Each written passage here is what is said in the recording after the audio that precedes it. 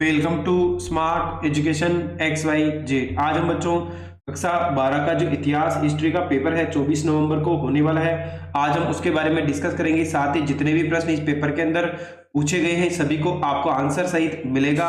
साथ ही बच्चों बहुत ही इंपॉर्टेंट पेपर है, वीडियो को पूरा देखें। चैनल को अगर सब्सक्राइब नहीं किया है तो सब्सक्राइब करना ना भूलें, साथ ही लाइक भी करें। तो आज का जो पहला सवाल है, टोटल हमें बच्चों 18 अभ्यास पूछे गए हैं कि हड़प्पा सभ्यता में जुते हुए खेतों का साक्ष्य कहां से मिलता है। तो आपको आंसर बताना है, तो वो होगा बच्चों कालीबंगा से। किस वंश के शासक ने अपने नाम के आगे देवपुत्र की उपाधि लगाई थी। तो वो होगा बच्चों कुषाण वंश। मेसोपोटामिया के लेख मेलुहा को किस का देश कहा जाता है या किसे कहते हैं, वो आपको यहाँ पर बताना है। तो वो होगा बच्चों यहाँ पर नाविकों का देश। दसपुर किस नगर का प्राचीन नाम था। तो बच्चों वो था हमारा मंदसौर का। जॉन मार्शल ने सांची पर लिखे अपने महत्वपूर्ण ग्रंथों को किसे समर्पित किया था। तो वो था बच्चों यहाँ पर सुल्तान जहां बेगम को। अगला है रिहला नामक यात्रा वृतांत किस विदेशी यात्री ने लिखा था, उसका आपको नाम बताना है। तो वो होगा बच्चों इब्न बतूता। अगला है तवरम क्या था। तवरम क्या था वो आपको बताना है। तो वो होगा बच्चों भोजन के लिए संकलन का ग्रंथ था। उलटबासी रचनाओं का संबंध किससे रहा है। तो वो है बच्चों कबीरदास जी से रहा है। हम्पी के भग्नाव शेष किस पुराविद के द्वारा प्रकाश में लाए गए थे, उसका आपको नाम बताना है। तो वो होगा बच्चों कालीन मैकेंजी के द्वारा। विजयनगर साम्राज्य की स्थापना कब की गई थी, आपको उसका सन बताना है। तो वो होगा बच्चों 1336 में। मुगल काल में जिनसे कामिल शब्द किसके लिए प्रयुक्त किए जाते थे, उसका आपको नाम बताना है। तो वो होगा बच्चों सर्वोत्तम फसल के लिए। मुगल साम्राज्य में वित्तीय व्यवस्था के देखरेख की जिम्मेदारी किसकी थी, वो आपको यहाँ पर बताना है। तो वो होगा बच्चों यहाँ पर दीवान की। भारत में ईस्ट इंडिया कंपनी के प्रशासन एवं क्रियाकलापों के विषय में कौन सी रिपोर्ट तैयार की गई थी। तो वो होगा बच्चों यहाँ पर 5वीं रिपोर्ट। दामिन ए को का क्षेत्र किस जनजाति से संबंधित था। तो वो होगा बच्चों ऑप्शन नंबर ए यानी संथाल। ये गिलास फल एक दिन हमारे मुंह में ही आकर गिरेगा, उपयुक्त कथन किसके लिए कहा गया था। तो बच्चों यहाँ पर क्वेश्चन नंबर अगर हम 15 की बात करें तो यहाँ पर होगा शय यानी लॉर्ड डलहौजी के लिए। किस इतिहासकार ने सांची को वृक्ष और सर्प पूजा का केंद्र माना गया था। तो होगा बच्चों जेम्स फर्ग्यूसन। अगला है यहाँ पर जिन्ना ने प्रत्यक्ष कार्यकारी दिवस के रूप में कौन सा दिन बनाया था। तो वो होगा बच्चों 16 अगस्त 1946। 1942 के भारत छोड़ो आंदोलन के अंतर्गत कहां पर स्वतंत्र सरकार की स्थापना नहीं की गई थी। तो वो था बच्चों पंजाब। आगे आपको 6 प्रश्न खालिस्तान वाले पूछे जाएंगे, प्रत्येक प्रश्न 1 नंबर का है। पहला है बौद्ध और जैन धर्म के आरंभिक ग्रंथों में महाजनपद नाम से राज्यों का उल्लेख मिलता है। तो वो होगा बच्चों 16 राज्यों का। राजाओं को अपने मातृ नाम से चिन्हित किया जाता था। तो वो बच्चों सातवाहन वंश था। बुद्ध के प्रिय शिष्य ने बुद्ध को समझाकर महिलाओं के संग में आने की अनुमति प्रदान की। तो वो था बच्चों आनंद। अल बरूनी ने अपने कृति किताब उल हिंद भाषा में लिखी है। तो वो बच्चों भाषा थी उसकी अरबी। अबुल फजल ने आईना अकबरी को अकबर के शासन के वर्ष में पूरा किया था। तो वो था बच्चों 42वीं। इस्तमरारी बंदोबस्त कब लागू किया गया था। तो वो बच्चों 1793 ईस्वी में लागू किया गया था। आगे आपको 11 प्रश्न पूछे जाएंगे, वो अति लघुत्रात्मक है। हड़प्पा सभ्यता में फ्यांस क्या था। हड़प्पा सभ्यता में फ्यांस घिसी हुई रेत या बालू तथा रंग के चिपचिपे पदार्थ के मिश्रण को पकाकर बनाया गया एक पदार्थ था। मनुस्मृति का संकलन कब हुआ था। तो मनुस्मृति का जो संकलन लगभग 200 से 200 ईस्वी पूर्व के बीच में हुआ था। रेशम के बुनकरों की एक श्रेणी का वर्णन किस अभिलेख से प्राप्त है। तो बच्चों मंदसौर से मिला अभिलेख। फ्रांसवा बर्नियर भारत में कितने वर्ष रहा था। तो फ्रांसवा बर्नियर 12 वर्ष 1665 से 68 के बीच भारत में रहा था। मोहम्मद बिन तुगलक ने किस धर्मोपदेश के प्रवचन से खुश होकर उस 1 लाख टके मुद्रा 200 दास दान किए थे। नसरुद्दीन। भक्ति आंदोलन में अलवार स्त्री का नाम क्या था। तो बच्चों अंडाल। कर्नाटक की वीर शैव परंपरा लिंगायत आंदोलन का नेतृत्व किसने किया था। तो वो होगा बच्चों बासवना ने। मुगल साम्राज्य में ग्रामीण समुदाय के कितने घटक थे। तो 3 घटक थे, खेतीहर, किसान, पंचायत और मुखिया। दक्कन दंगा आयोग की रिपोर्ट बंबई सरकार के आयोग ने ब्रिटिश पार्लियामेंट में किस वर्ष प्रस्तुत की थी। तो बच्चों सन 1878 में। महात्मा गांधी ने दांडी यात्रा को कब शुरू किया था। तो 12 मार्च 1930 को दांडी यात्रा शुरू हुई थी। अगला सवाल है 13 दिसंबर 1946 को संविधान सभा के समक्ष उद्देश्य प्रस्ताव किसने प्रस्तुत किया था। तो बच्चों पंडित जवाहरलाल नेहरू के द्वारा प्रस्तुत किया गया था। अगले सवाल की बात करें यहाँ पर, तो आपको लघुत्तरात्मक प्रश्न पूछे जाएंगे। जो भी प्रश्न है, प्रत्येक प्रश्न आपके बच्चों यहाँ पर 2-2 नंबर के हैं। पहला सवाल है कि मौर्य साम्राज्य के प्रमुख राजनीतिक केंद्र कौन कौन से हैं? तो मौर्य समाज के 5 राजनीतिक केंद्र थे। पाटलिपुत्र यह मौर्य साम्राज्य की राजधानी था। तक्षशिला यह एक प्रांतीय केंद्र था। उज्जैनी यह एक प्रांतीय केंद्र था। तोसली यह भी एक प्रांतीय केंद्र था और स्वर्णगिरी भी एक प्रांतीय केंद्र था। मेगास्थनीज द्वारा सैनिक गतिविधियों के संचालन के लिए उल्लेख की गई 6 उप समितियों के नाम बताइए। तो नौसेना का संचालन करने वाली उप समितियां, यातायात खानदान का संचालन, पैदल सैनिकों का संचालन, अश्वरोहियों का संचालन, रथारियों का संचालन, हाथियों का संचालन।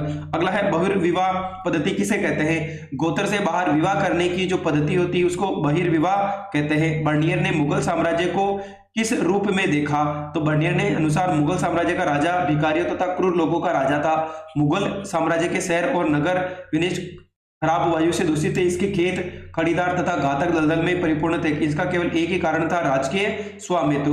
विजयनगर साम्राज्य के अमर नायक प्रणाली के बारे में आप क्या समझते हैं? विजयनगर साम्राज्य के अंतर्गत अमर नायक प्रणाली प्रचलित थी। अमर शब्द का उद्भव संस्कृत के शब्द समर से हुआ है, जिसका अर्थ है लड़ाई या युद्ध। अमर नायकों को सैनिक कमांडरों की पदवी दी गई। प्रशासनिक जिम्मेदारी सौंपी गई। उनका कार्य क्षेत्र में किसानों, शिल्पकारों, व्यापारियों से राजस्व ग्रहण करना था, जिसका कुछ हिस्सा इन्हें खर्च में दिया जाता था। विजयनगर साम्राज्य के सभा मंडल के 2 लक्षण बताइए। तो सभा मंडल एक ऊंचा मंडल था जिसके आसपास निश्चित दूरी पर लकड़ी के स्तंभ छिद्र हुए थे। इन स्तंभों पर टिकी दूसरी मंजिल तक जाने के लिए सीढ़ियां लगी हुई थी। मुगल काल में जमींदारों की समृद्धि की वजह उसके विस्तृत व्यक्तिगत जमीन की मूल्यांकन कीजिए। जमींदारों की विस्तृत व्यक्तिगत जमीन उनकी समृद्धि का कारण था। उनके व्यक्तिगत जमीन मिल्कियत कहलाती थी, अर्थात संपत्ति। मिल्कियत जमीन एक जमींदारों के निजी प्रयोग के लिए खेती की जाती थी। इन जमीनों पर दिहाड़ी मजदूर या पराधीन मजदूर कार्य करते थे। जमींदार अपनी इच्छा अनुसार इन जमीनों को बेच सकते थे, किसी के नाम कर सकते और गिरवी रख सकते थे। ईस्ट इंडिया कंपनी के एजेंट के रूप में बुकानन की भूमिका का वर्णन कीजिए। तो फ्रांसीसी बुकानन ने 1794 से 1815 ईस्वी तक ईस्ट इंडिया कंपनी के एजेंट के रूप में कार्य किया। बंगाल चिकित्सा से जुड़ा तथा लॉर्ड वेलेंजी का चेले चिकित्सा रहा। अपने प्रवास के दौरान कोलकाता में अलीपुर चिड़ियाघर की स्थापना की। ईस्ट इंडिया कंपनी के अधिकार क्षेत्र में अपनी भूमिका का सर्वेक्षण किया था। बुकानन ने लोहा, एस्क, अभ्रक, ग्रेनाइट, साल्टीपीटर जैसे खनिजों की खोज की। ये वनवासियों की जीवन शैली का आलोचक तथा वनों की कृषि भूमि में बदलना था। क्वेश्चन नंबर 12 है, अवध के विलय में अंग्रेजों की दिलचस्पी क्यों थी? संक्षेप में वर्णन कीजिए। अंग्रेजों की मान्यता कि अवध भूमि नील कपास की खेती के लिए बहुत लाभदायक और उस प्रदेश में उत्तरी भारत में बड़ा व्यापार विकसित करने किया जा सकता है। अंग्रेज मराठा भूमि, दोआब, कर्नाटक, बंगाल और अपनी आधिपत्य स्थापित कर चुके थे। अवध का अधिकार इसके अंग्रेज अधिकार विस्तृत की आकांक्षा की पूरी की गई। जयपाल सिंह द्वारा संविधान सभा में आदिवासियों की सुरक्षा के लिए एक दलीलों का संक्षिप्त चर्चा किया गया। अगर भारतीय समाज में कोई ऐसा समूह है जिसके साथ व्यवहार नहीं किया गया हो तो मेरा आदिवासियों का समूह पिछले 6000 वर्षों से अपमानित किया जा रहा है। उपेक्षा की जा रही है कि आदिवासी कबीले संख्या की दृष्टि से अल्पसंख्यक नहीं है, उन्हें संरक्षण की आवश्यकता है। आदिवासियों की प्रतिनिधित्व प्रदान करने के लिए सीटों का आरक्षण व्यवस्था जरूरी है। खंड से है, दीर्घ उत्तरीय प्रश्न है, सीमा है 100 शब्दों की। हड़प्पा सभ्यता में नगर मोहनजोदड़ो की विशेषताएं बताइए। अथवा का सवाल है, हड़प्पा सभ्यता के पतन के लिए कारण बताइए। तो हड़प्पा सभ्यता में नगर मोहनजोदड़ो प्रत्येक 2 भागों में विभाजित था, दुर्ग और निचला भाग। कई भवनों को ऊंचे चबूतरे पर बनाया गया तो जनेऊ का कार्य करते थे। एक बार चबूतरे के यथास्थान बनने के बाद शहर का समस्त भवन निर्माण कार्य चबूतरे पर एक निश्चित क्षेत्र में सीमित था। ईंटों पर एक निश्चित अनुपात की थी। मोहनजोदड़ो में नियोजित जल निकासी प्रणाली थी। सड़कों तथा गलियों में लगभग एक ग्रिड पद्धति से बनाया गया था। ये एक दूसरे को समकोण पर काटती थी। अगला है, सिंधु नदी के मार्ग बदलने, जलवायु परिवर्तन के साथ संभवतः हड़प्पा नदी नष्ट हो गई। वनों की कटाई के कारण भूमि में नमी हो गई। सिंधु नदी की बाढ़ें इस विनाश के लिए उत्तरदायी थी। नदियों के सूखे जाने के कारण इनके रेगिस्तान का प्रसार हुआ। सतत एकीकरण के प्रभाव में संभवतः हड़प्पा सभ्यता का अंत हुआ। भक्ति आंदोलन में तलवार नेनार परंपरा को अंतस्पष्ट कीजिए। अथवा का सवाल है, चिश्ती सिलसिले ने भारतीय भक्ति परंपरा की कई विशेषताओं को अपनाया, संक्षिप्त में वर्णन कीजिए। तो बच्चों, अलवार और नेनार क्या है? अलवार भगवान विष्णु और उनके अवतारों का प्रति समर्पित है। नेनार भगवान शिव के अवतारों के प्रति समर्पित है। अलवार लोगों का एक समय 5वीं से 10वीं शताब्दी तक माना गया है। नेनार लोगों का समय काल 6वीं से 8वीं शताब्दी माना गया है। इनके कुल संतों की संख्या भारी मानी गई है। यहाँ कुल संतों की संख्या 63 मानी गई। अलवारों ने भजनों का संग्रह नल पिरादिव्य प्रबंधम में किया है। इन भक्तों को तिरुमुरई नामक श्रृंखला में संकलित किया गया है। इनके मुख्य संत अंडाल, तोंदरा, डीतपोदी व थिरुमंगल कहलाता है। इनका अलवार, सुंदरम, समुद्रम एवं कर इकाल अमियार कहा जाता है। अगले सवाल की बात करें यहाँ पर, तो बच्चों अगला जो क्वेश्चन है हमारा यहाँ पर, अगले क्वेश्चन के अंदर बच्चों यहाँ पर हमें अथवा का सवाल था कि चिश्ती सिलसिले की स्थापना शेख मोइनुद्दीन चिश्ती ने की थी, जिस चिश्ती ने मुख्य उपदेशकों ख्वाजा कुतुबुद्दीन काकी, फिरुद्दीन गंजे शक्कर, निजामुद्दीन औलिया, शेख नसरुद्दीन चिराग दिल्ली नामक चिश्ती सिलसिले में भारतीय भक्ति परंपरा की विशिष्टताओं को अपनाया था, जिनमें निम्नलिखित है। चिश्ती सिलसिले ने भाईचारे की भावनाओं को बढ़ाया। चिश्ती सिलसिले में लोग अमीर गरीब सभी के साथ समान व्यवहार करते। चिश्ती सिलसिले ने ईश्वर के साथ एकात्मकता के सिद्धांत पर बल दिया। चिश्ती सिलसिले ने अनुयायी शांति प्रिय थे। चिश्ती सिलसिले में धार्मिक सहिष्णुता पर बल दिया, जिसके शासकों को धर्मता के साथ दूर रहने में अहम भूमिका निभाई। चिश्ती सिलसिले ने सद्भाव और सह अस्तित्व पर बल दिया। चिश्ती सिलसिले ने जीवन दर्शन में नैतिकता को सर्वोपरि माना था। अगला है क्वेश्चन नंबर 16, अंग्रेजों ने 1857 के विद्रोह को दबाने के लिए कौन कौन से कदम उठाए, चर्चा कीजिए। अथवा का सवाल है, राष्ट्रवादी दृष्ट कल्पना के संदर्भ में अपने विचार दीजिए। तो विद्रोह का दमन करने के लिए एक कानून पारित किया गया। पूरे भारत में मार्शल लॉ लागू कर दिया गया। फौजी अफसरों ने अतिरिक्त आम अंग्रेजों को भी विद्रोह की सत्ता देने पर अधिकार दिया। विद्रोह में एक की सजा एवं मौत, जनता के दहशत फैलाने के लिए विद्रोह ने सरेआम फांसी पर लटकाया गया। तोपों को मुंह में बांधकर उड़ा दिया गया। ब्रिटेन ने नई सैनिक टुकड़ियों में मंगाई गई स्वामी भक्त जिम्मेदारी को पूर्णत्व किया तथा विद्रोहियों को जमीनों से बेदखल कर दिया गया। अथवा का सवाल है, 1857 के राष्ट्रवादी कल्पना, बच्चों ये तो हमने पढ़ लिया। अगला देखते हैं क्वेश्चन 17, संविधान सभा के प्रमुख सदस्यों की भूमिका का वर्णन कीजिए। अथवा का सवाल है, उन्हें सहारे की जरूरत है जिन्हें एक पीढ़ी चाहिए। एनजी रंगा की इस कथन की परीक्षण कीजिए। तो बच्चों पहला है, संविधान सभा में कुल 300 सदस्य थे।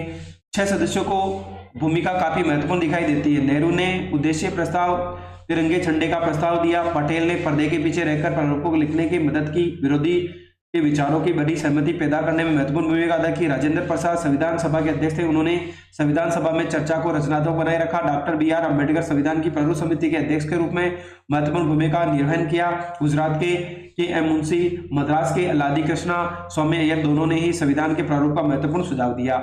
6 सदस्यों को 2 प्रशासनिक अधिकारी BN राव एवं SN मुखर्जी ने महत्वपूर्ण सहायता दी।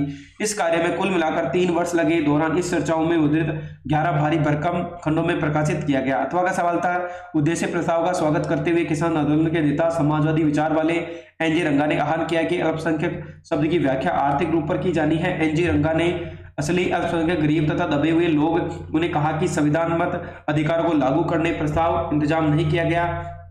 गरीबों के लिए इस बात का कोई मतलब नहीं है कि उनके पास जीने का पूर्ण अधिकार का अधिकार है या नहीं। वे सभा कर सकते, सम्मेलन कर सकते, संगठन बना सकते, अपने पास अन्य नागरिक स्वतंत्रताएं। NG रंगा ने कहा उन्हें सहारे की जरूरत है, एक पीढ़ी चाहिए। अगला सवाल है बच्चों, जितने भी सवाल बचे हुए हैं सब निबंधात्मक है। बौद्ध धर्म में स्तूप संरचना को बताते हुए सांची स्तूप की विशेषताएं लिखिए। नई धार्मिक परंपराओं में महायान बौद्ध मत के अधिकार का विश्लेषण कीजिए। तो पहला है यहाँ पर बच्चों, अंड स्तूप का जन्म एक गोलार्ध लिए मिट्टी के टीले से हुआ, जिसे बाद में अंड कहा गया। धीरे धीरे इसकी संरचना जटिल हो गई, जिससे चौकारों में गोल ओकारों का संतुलन बनाया गया। हर्मिका अंड के आकार का, हर्मिका जिसे छज्जे के जैसा ढांचा, देवताओं के घर की प्रतीक था। हर्मिका ने एक मस्तूल निकाला जिसे यष्टि कहते हैं। ये प्राय एक छज्जी होती है। वेदिका, टीले के चारों ओर एक वेदिका होती है जिसे पवित्र स्थान को सामान्य संस्कार से अलग करती है। सांची के स्तूप की विशेषता, मूर्तिकला की व्याख्या।